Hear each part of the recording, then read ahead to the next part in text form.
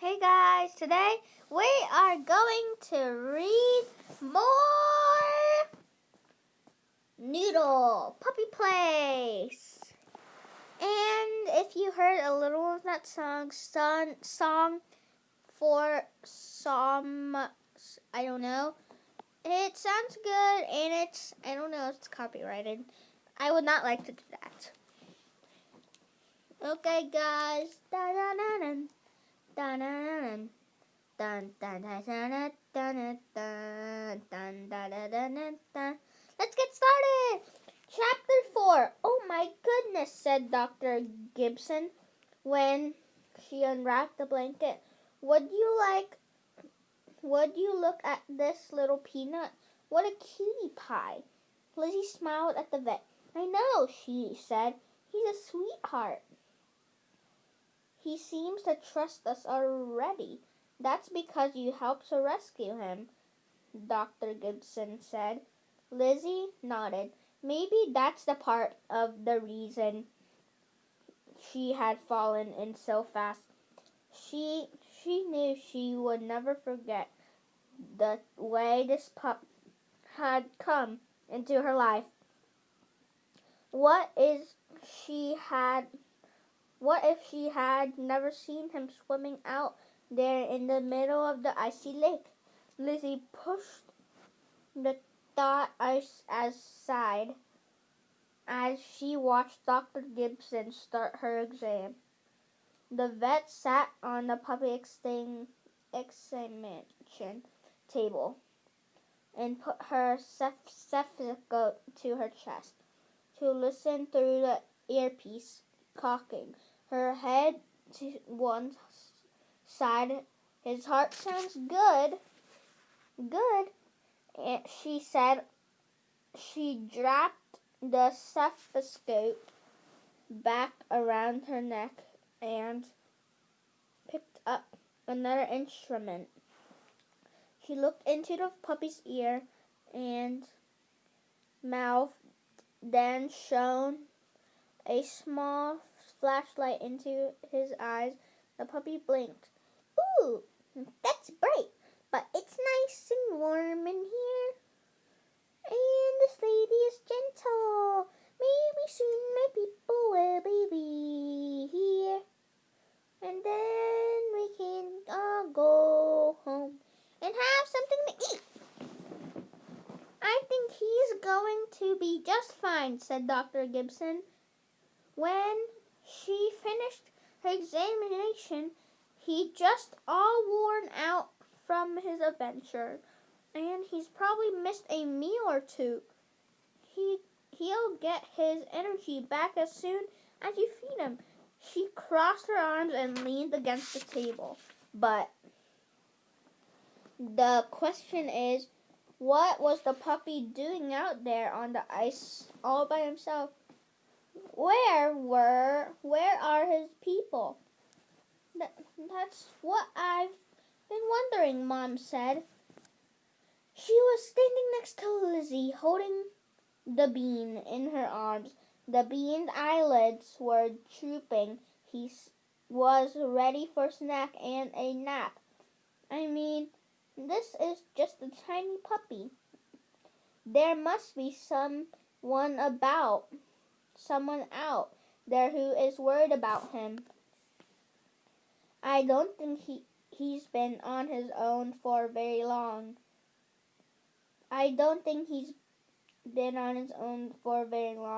Said Dr. Gibson. She frowned. No collar, though, and I don't see a tattoo or any signs of a microchip. A microchip, Dad asked.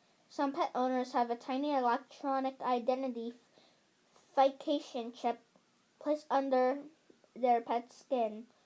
And the vet explained, it's only the size of a grain of rice, but it holds information about the pet and its owners.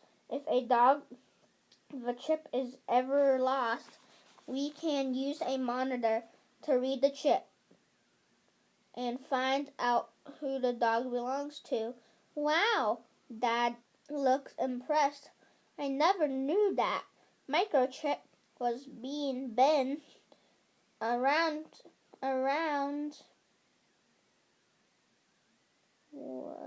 I never knew that microchip has been around for a while, Lizzie told her dad.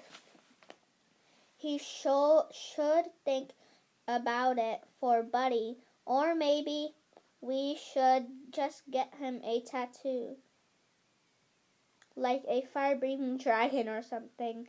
Charles asked, cool. Lizzie snorted. It's not like a human tattoo.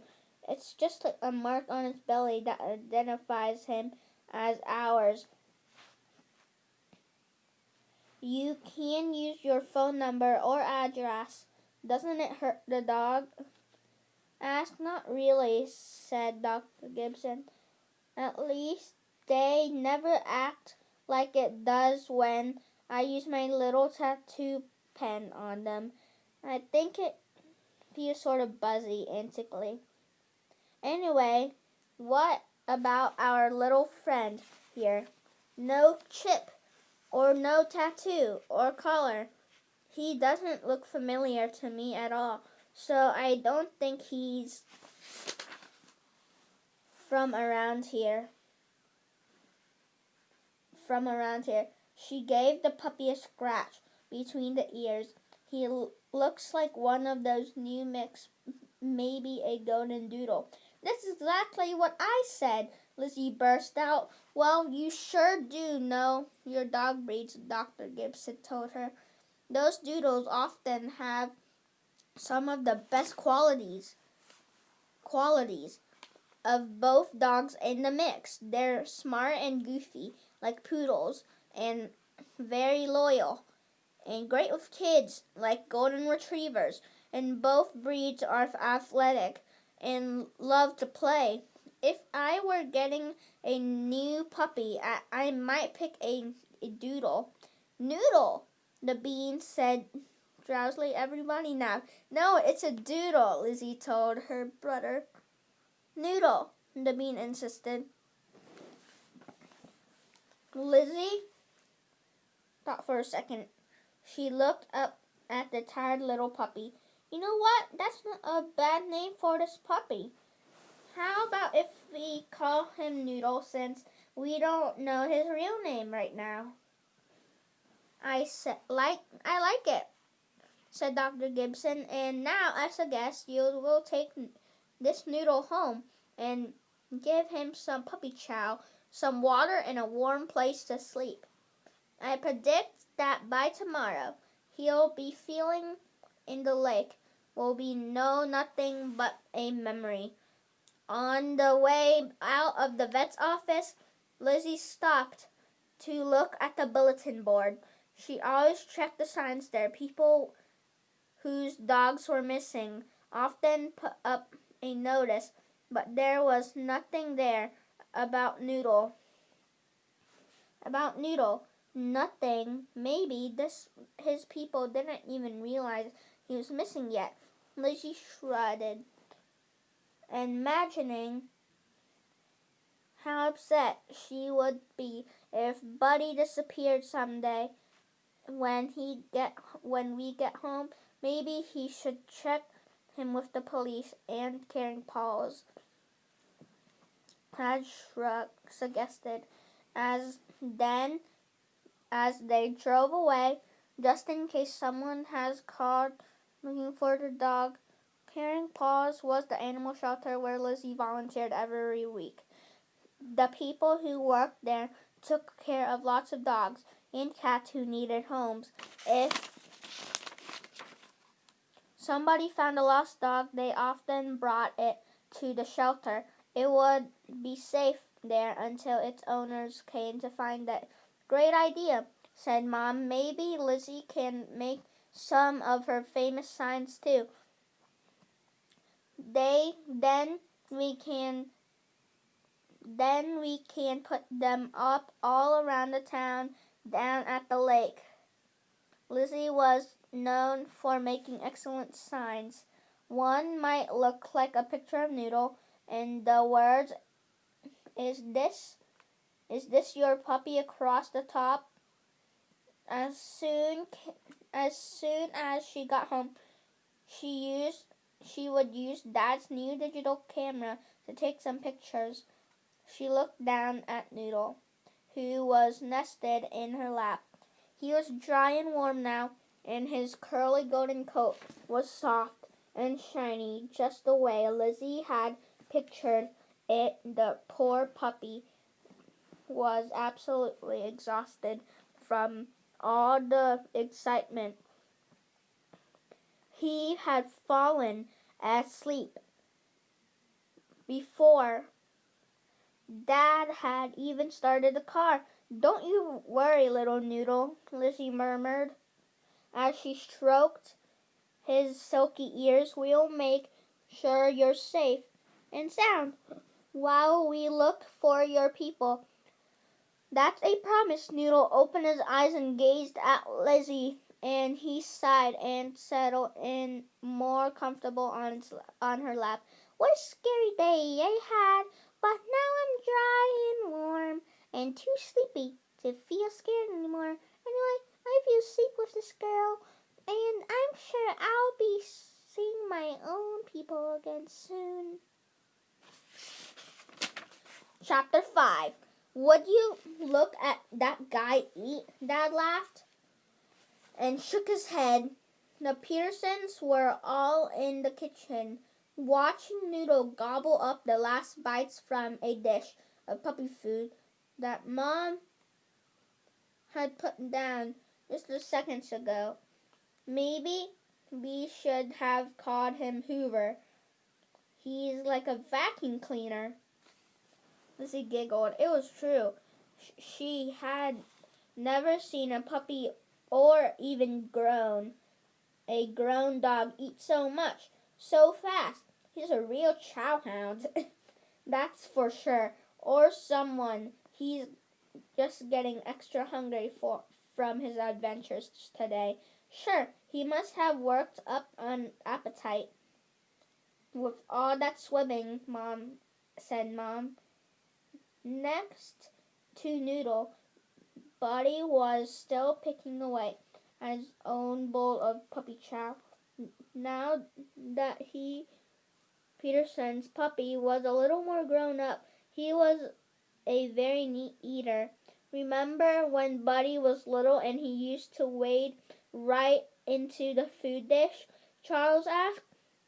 "Now look at him. He eats like a big boy." The whole family turned to look fondly at Buddy.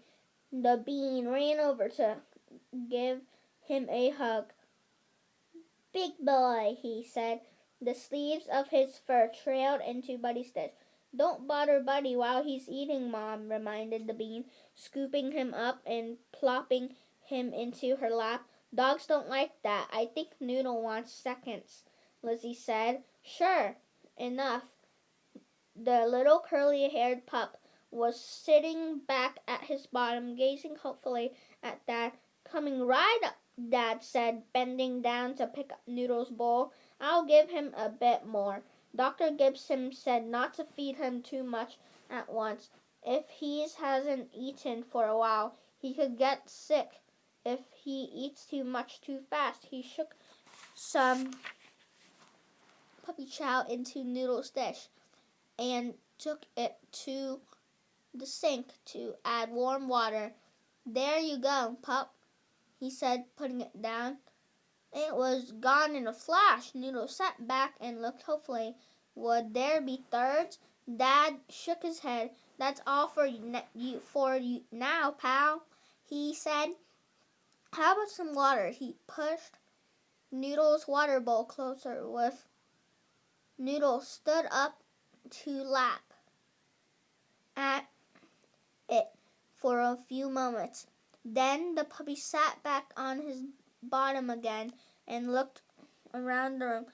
"I'm still a little hungry, but I don't see any more food coming. I guess I can wait, and my people aren't here yet. Well, I guess I might as well check out this new place." Noodle jumped up and zoomed out of the kitchen. "Hey," Lizzie said, watching him zip past her. She laughed. "Let him go along. I guess he's feeling better Wait for me, the bean yelled as he galloped after Noodle, but he scrambled out of from under the kitchen table.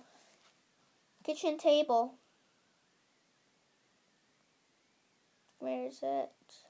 Follow Buddy. Noodle had run into the living room, and now he was investigating. He trotted from the couch to the rocking chair, to the bookshelf, to the fireplace. Sniff, sniff, sniff.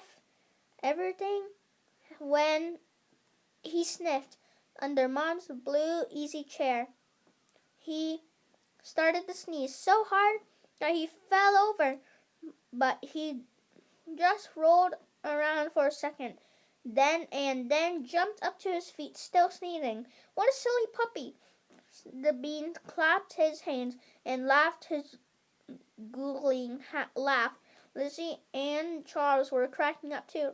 Noodle ran around faster and sniffed harder and sneezed again and again. He seemed to enjoy the attention he was getting. This puppy was a real clown. Ha ha ha! They like me. I love to make people laugh. Maybe if I do a somersault, they'll laugh even harder. My people always like that trick. Suddenly, Noodle tripped on the rug and took a tumble head over heels. For a second, Lizzie held her breath. Was the puppy okay? Then he jumped to his feet and shook his head so that his floppy ears flipped and flapped. Lizzie started to laugh again.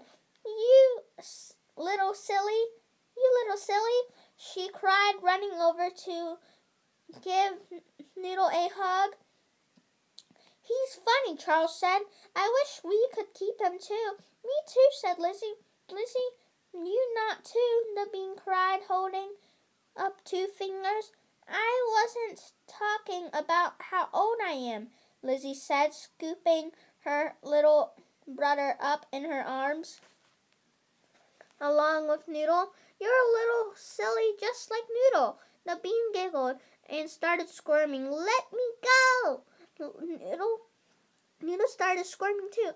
Lizzie kissed the top of the puppy's head and kissed Buddy's ear, trying to hold her breath near his smelly fur.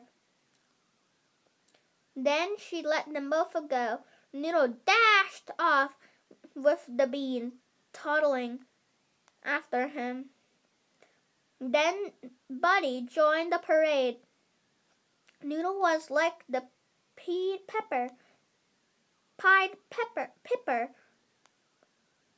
Everybody wanted to follow him. Noodle ran around the couch 3 times, then over the rocking chair, almost kicking over her reading lamp, and galloped back toward the couch. At the last second, he scrunched down and slid right under the couch. Buddy dove right after him, but try as he might, the bean could not squeeze in. He sat back on his butt and started to cry. His fur was covered with dust balls. Lizzie shook his head. It's okay, she told her little brother. Don't cry, the puppies will come out. Buddy popped out a few seconds later and jumped onto the bean's lap, licking the little boy's face, the way he always did when the bean cried.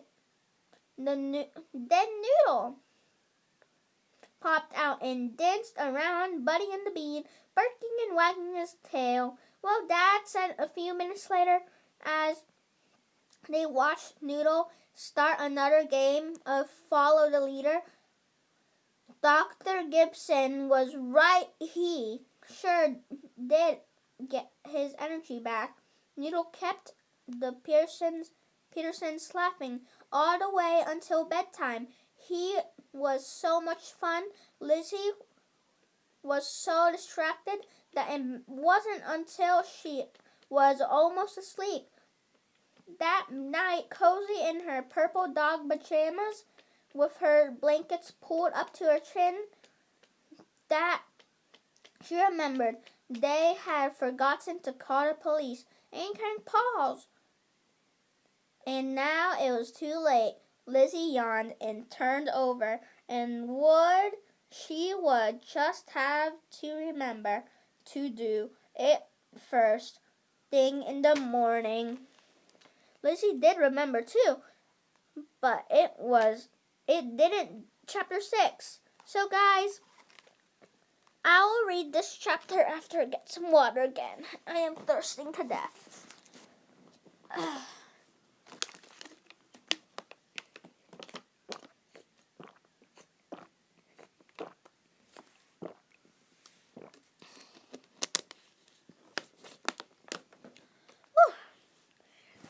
Okay, let's get back. Okay. Here you go. And now let's get back into the story. What? I'm not on chapter 4. I'm on chapter 6.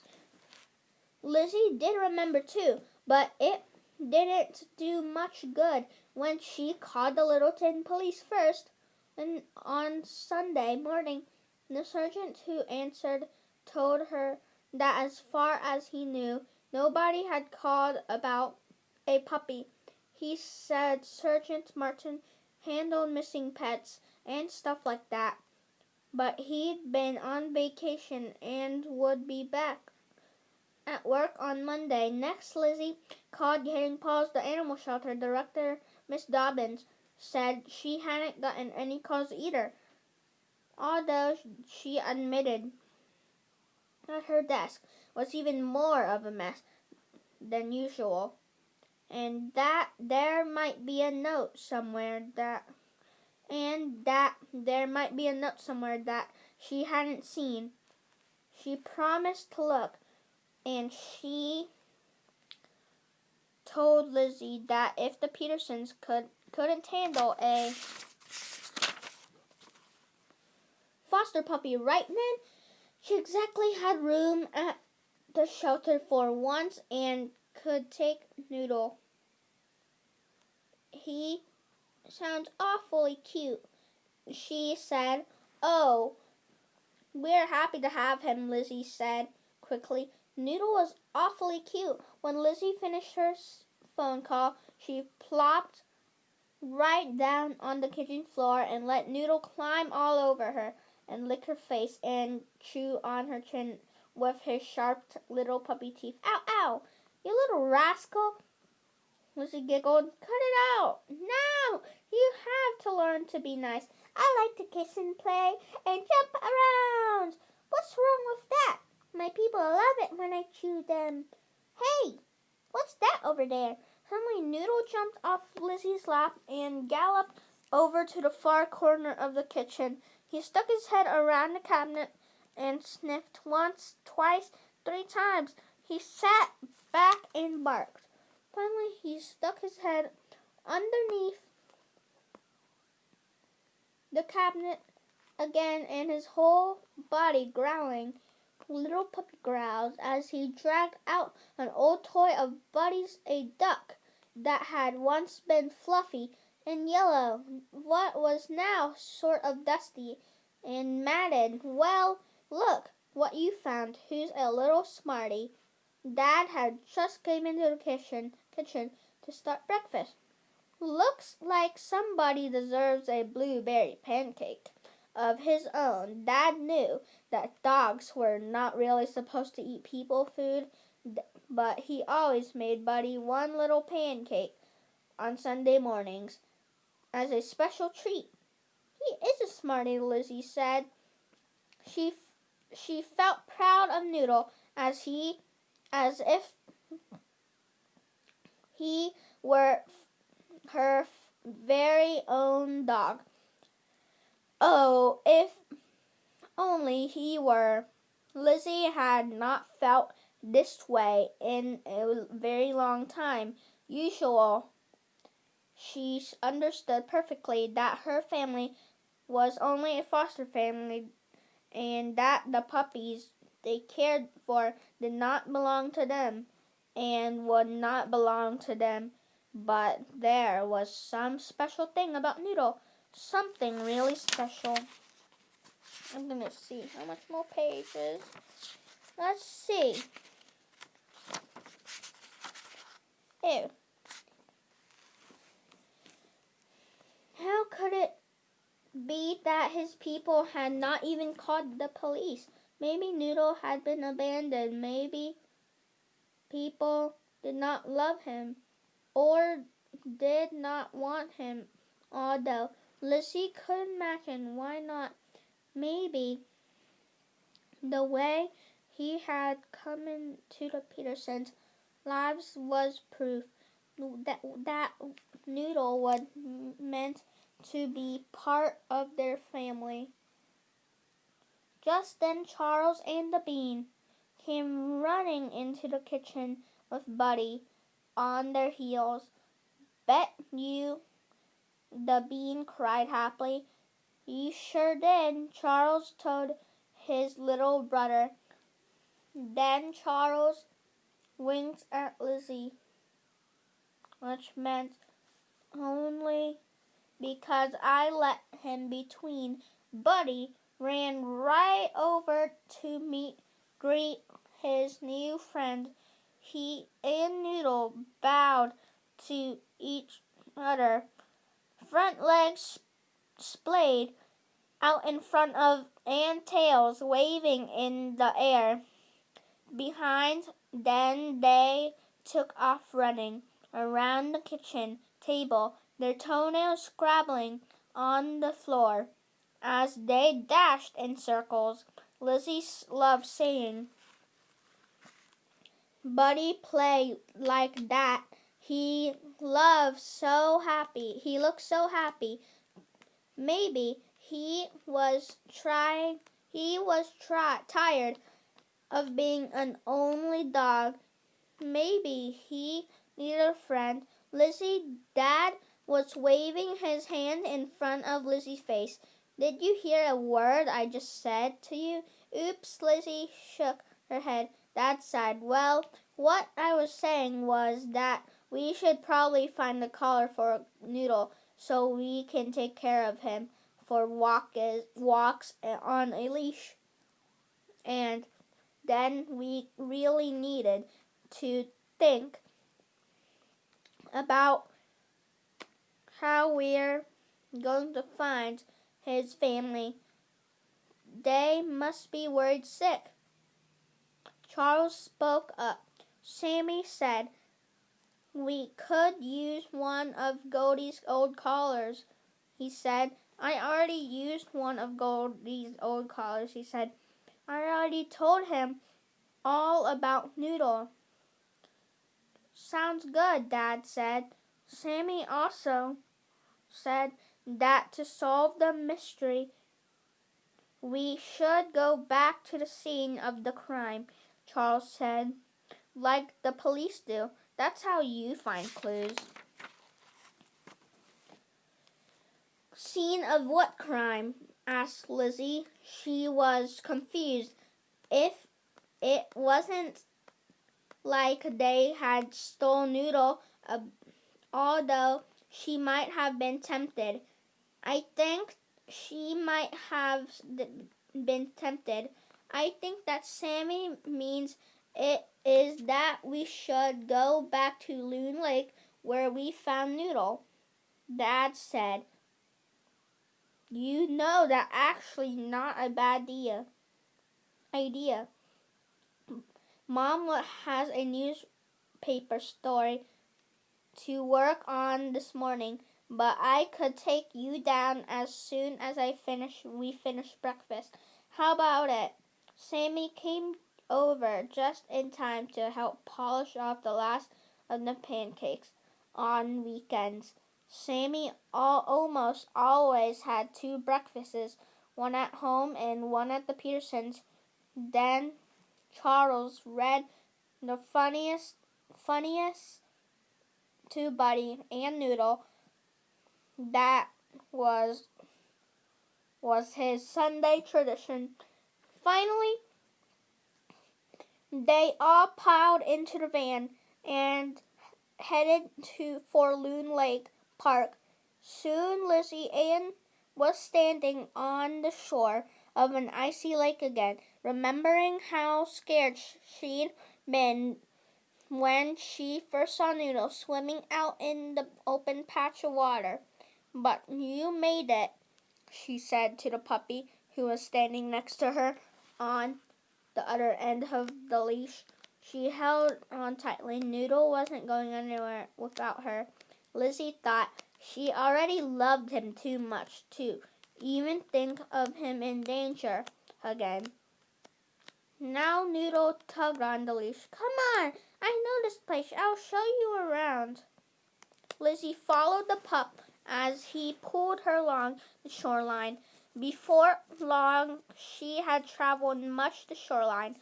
Before long, she had traveled much farther than she and Buddy had gone one day before.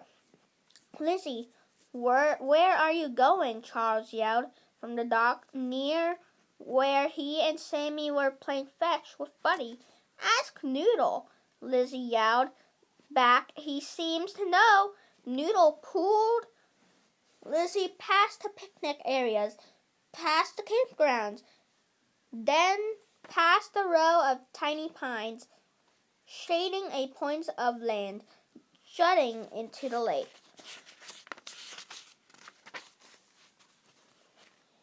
He pulled her through prickly sticker bushes, through patches of dirty snow, over hummocks of tall, rusty, dry grass, and over the big gray boulders that lined the shore. Suddenly, Lizzie realized that they'd come almost all the way around the lake.